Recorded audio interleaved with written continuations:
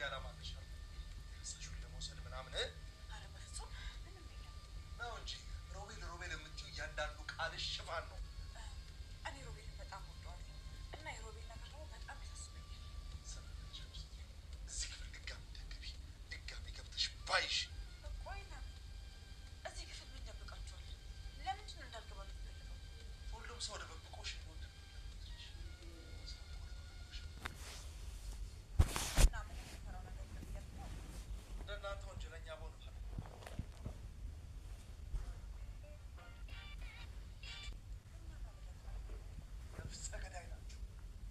ሳራን ቀብራችሁ የበላችሁ ነፍሰ በሎች ናችሁ። በስተመጨረሻም አድናንና ሉሃና እጅ ከፍንጅ ተያዙ።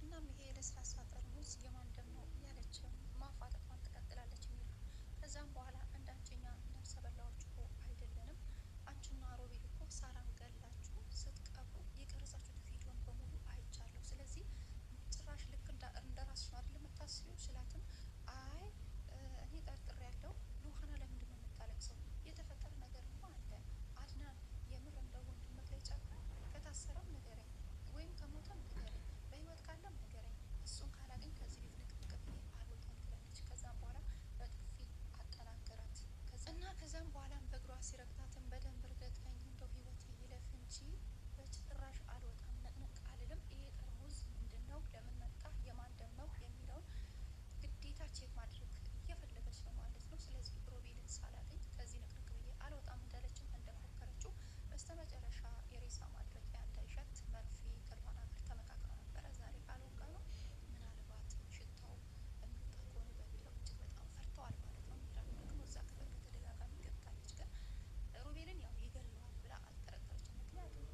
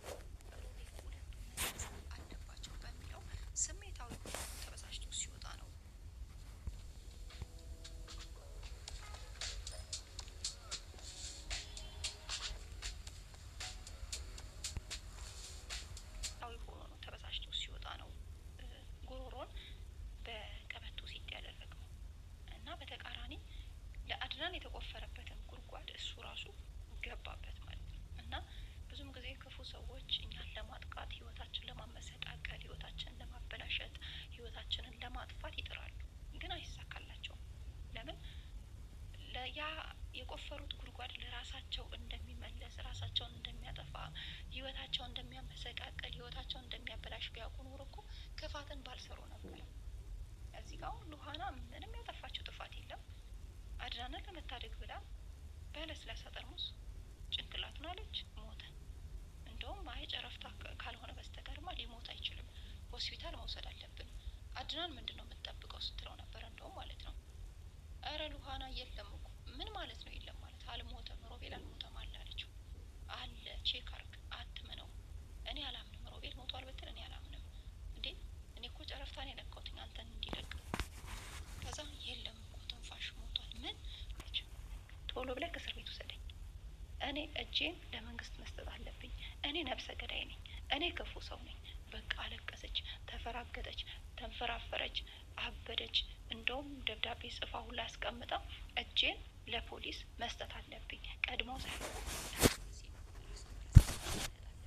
ይሄ በመጀመሪያ ደረጃ በእግዚአብሔር ፊት ኃጢአትን ሰርቻለሁ። ሲቀጥልም በሰው ዘንድም ተቀባይነት የለውም። በጣም ከባድ ነገር ሰርቻለሁ። ከሰው ፊት